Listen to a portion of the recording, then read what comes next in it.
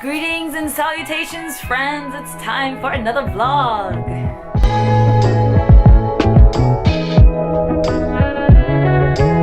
So, today's vlog is going to be a bit of a Osaka facts? I don't know. It's more of a like things you should know before going to Osaka, before moving to Osaka, specifically Osaka City. I have lived in another prefecture, Mie Prefecture, but it's technically not in the Kansai area, though it depends on who you ask and what part of Mie they live in. People close to the Nara side would say they're in Kansai, while people close to the Nagoya side would say they're in Chubu.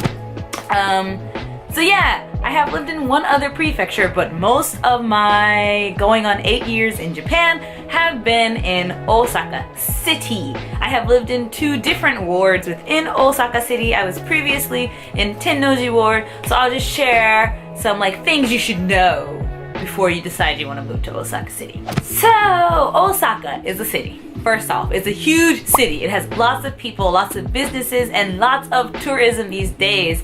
So that you should keep in mind, but that's not the most important thing you should know. But the first thing you should know about Osaka before you move here is that it is divided into north and south. You know how other cities have their divisions, like in DC, there are the 4 quarters of DC, northeast, southeast, northwest, southwest. It's divided in that, and depending on the quadrant, the atmosphere changes. All the rich people were in like Georgetown, which is in northwest, I believe. My mother is originally from Southeast, which is where the white people didn't go before, but now there's tons of white people there, so, you know, times change. In Osaka, Osaka is basically divided into north and south. I mean, there are technically an east and west. There is actually a Higashi Osaka, that's another city. It's called East Osaka. But the most important division in Osaka is north and south, not only in the city, but also within the prefecture. Because traditionally, I guess, most of the rich people live in the north. The north area of Osaka City would be where Umeda is, which is where I call it the bougie area of Osaka, so it's very fitting. What else is in North Osaka? Shin Osaka, which is where the Shinkansen is. If you keep going, you eventually leave the city and then you'll get into places like Sennichuo, which is well known for its great like education facilities and having lots of money come in. Toyonaka is another well-known city. It's popular with families and it's said to be a rich area of Osaka Prefecture. Within Osaka City, I think most of the rich people are in like Fukushima, Kitaku, and I think Yodogawa is another ward that's in the north area. Part of Chuo is technically in the north, so apartments in these areas are going to be more expensive because it's the north. While areas in the south of Osaka, Naniwa-ku, Nishinari-ku, Sumiyoshi-ku, technically Tennoji-ku, though Tennoji is like a special one because it's got the Tennoji name, which is really fancy, and now it's got like Abe no Harukas, and so it's kind of moved up above its southern counterparts, though traditionally it was kind of a seedy area. Yeah, these wards are kind of known for being where the untouchables stayed. A lot of day laborers would be in the south of Osaka. In Shinimamiya, there used to be a bunch of day laborer residences where you could pay to stay one day at a place. It's not like a hotel, it's just a room that you rented. Back at the end of the bubble era when people were losing jobs, it was very seedy. It had lots of tents, a lot of homeless. There is a how do you say, a kitchen? A homeless kitchen? What is it called? I can't remember the English name, but there was a kitchen for the homeless in that area.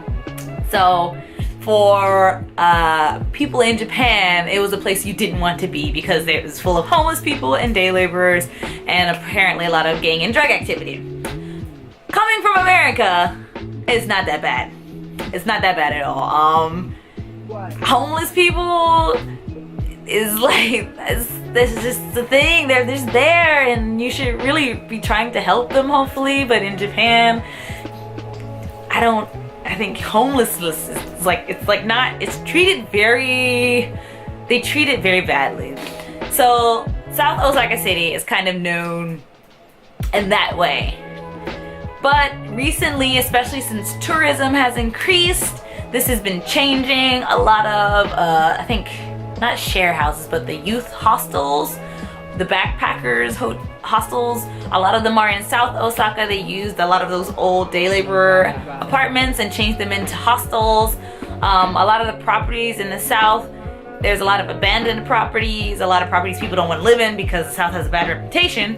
So these properties have been turned into hotels for foreigners because foreigners really don't give a F. We already know Japan's like the safest place in the world.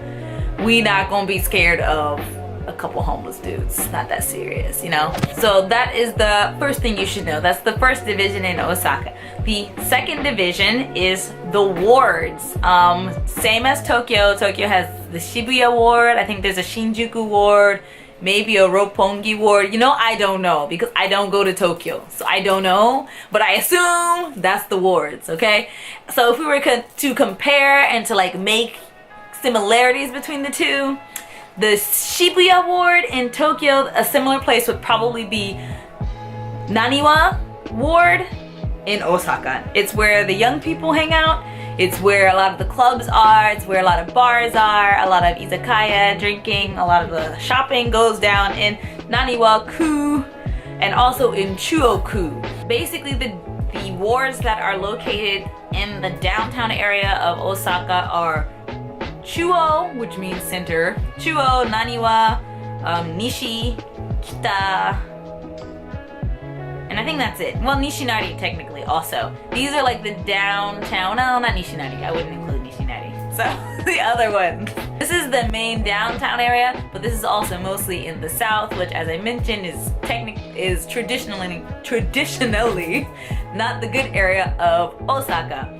Another downtown-ish area would be the Umeda area. Umeda is not the name of the ward. The ward's actually called Kitaku North Ward. Right above that is the Yodogawa, which is where the Yodogawa fireworks takes place. This is all in the north part of the Osaka city of Osaka. So these wards are traditionally more expensive to live in because they have a lot of good access to trains and they're in the centers of the city, so they have everything that you need: movie theaters, shopping, restaurants, museums. Within these wards you can probably get to anything you need, anything you want. So they're very easy, very convenient, but also very expensive. The third thing you should know about living in Osaka City is that Midosuji sucks. Midosuji is the red line. It is a subway line and it basically runs all the way to Senri-Chuo, which is not in Osaka City, all the way down to... where does it go? It goes all the way to Nakamozu, which is all the way in Sakai, like the north of Sakai City, which is a city right south of Osaka. Very famous city. It has a giant keyhole park in there that they were trying to get like a UNESCO International Heritage, World Heritage Site. So because it comes from two of the largest cities outside of Osaka City, it brings in a lot of traffic. It has a lot of commuters, and it's also commuters that come in from the side. They transfer onto Midosuji because it goes from Umeda to Namba. All the businesses located from Umeda to Namba, especially Honmachi, which is another huge business area, Midosuji goes through all of it. So basically everybody is on Midosuji. So if you live off of Midosuji, A, you're gonna pay a whole lot of money, and B, you're probably gonna hate your commute because it's gonna be full of people. Not only commuters, but probably full of tourist travelers because it can go everywhere. So my advice to you, my friend, if you want to live like a stress-free kind of life, don't live off of Midosuji. Is the best advice I can give to you as a resident of Osaka City. Just don't do it. I mean, if you really don't mind the like traffic, the clutter, the closeness of people, if you don't mind and you got the funds, then by all means go ahead. But if you just really want to like chill your brain out and you get stressed out in crowded places like I do, then maybe consider anything other than the Midosuji line. Literally any other line other than Midosuji line and you should be fine. Okay, number 4 in the things you should know. Osaka is a biking city. I don't know about Tokyo. What I've heard is that people don't really use bicycles in Tokyo. It's not a thing, but in Osaka it's a thing. It's a very serious thing. People bike everywhere. They bike to work, they bike to drink, they bike for fun. No, I don't think they bike for fun. But especially in recent years, road bikes, the expensive, tiny tired bicycle, those have become really popular, especially with younger people and salarymen. So you have to be careful when you're walking on the street because you can get run over by a bike. Like, that's the thing that has happened. I've seen police bulletins on signposts that have been like, someone was hit by a bicycle. If you know anything, please contact the police because it's serious. You can really get hurt. And there are tons of bicycle accidents every year because a lot of people aren't following the bicycle laws. They don't stop at red lights. My biggest pet peeve. They are bicycling while using their phones. A lot of people bicycle while using a smartphone, and I don't. How? What? Why would you? That's so. It's like, why would you? It's a death wish. It's a death wish. I don't get it. So yeah, it's great if you want to get around by bicycle. I know a lot of people that have biked from other cities into Osaka. Like, you can bike everywhere in Japan. It's very, very easy to do. Just in Osaka, there's a lot of bicycles. So you gotta be careful. Sometimes if you park your bicycle in places that it's not supposed to be parked, there's a bicycle collection police type thing that comes and they will pick up your bike and they will take it to the bike impound where you have to pay to get it back. Also, there are a lot of rivers in Osaka. So say you're traveling from east to west on some roads, you will encounter a river and you'll have to find a bridge that will let you cross that river so you can keep going. So be careful when planning your routes so that you don't have to make huge, what's it called, when you have to go the long way around. Yeah, you don't want to have to do that. So just check your Google map before you go, make sure there's no rivers, and if there are, plan accordingly so you can get by those mofos. Also, hills, there are a lot of hills in Osaka. Osaka literally means giant hill. So you shouldn't be surprised. You should have known that if you were moving here. Osaka means big hill. The castle, Osaka Castle, sits on top of one large hill. Tennoji is at the base of that hill, but that hill is in 2 parts. So you go down a little bit and then you'll get to Sennichimai and you'll go down another bit of the hill, and that's Tennoji. And I believe that is one of the lowest points in the city. Everything else from there is kind of just going uphill and then back down other hills. So have your leg muscles on lock before you come to Osaka, or just do the training when you get here. You're gonna have to go up and down these hills. That's one of the reasons I don't commute to work by bicycle, is because going to and from my house, I have to go up a hill. I have to go over a giant hill, and it's exhausting, and I'm not down for that after a long day at work. I just want to chill, and it takes more time going up and down these hills on my bicycle than it does just taking the train to work. I think the couple times I tried to commute by bike, it was about 25 minutes when the train ride is literally 10 minutes. So we stopped doing that. But if you're a big cyclist and you do like riding your bike to work, then Osaka might be a very nice place for you. Okay, so the 5th and final thing you should know about moving to Osaka. You should know whether Osaka really is the city for you. The Kansai area is a fairly big collection of fairly large cities. You have the Kyoto city and Kyoto prefecture. You have Osaka city and Osaka prefecture. Then you have Kobe city, which is in Hyogo prefecture. These are 3. I would not include Kyoto in the large city respect, because they have they have zoning laws that prevent the construction of really tall buildings, which kind of keeps the, I think, residential population fairly low, because there's not a lot of new giant properties popping up. But in places like Kobe and Osaka, where construction and what's the term I'm looking for, development is it's a booming industry still. There are a lot of tower mansions coming up, which means there's a lot of people living in a small area. They're very dense cities.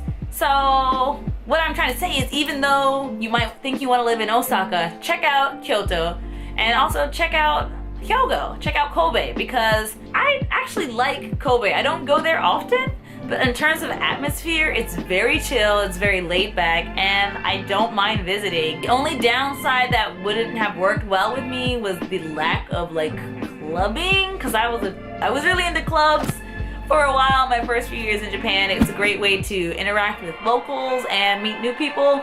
So I did that a lot my first few years in Japan. In Kobe, I do not think I would have been as successful. It doesn't seem to be that poppin' in Kobe. It's just not much going on. But other than that, they've got lots of restaurants, lots of shopping.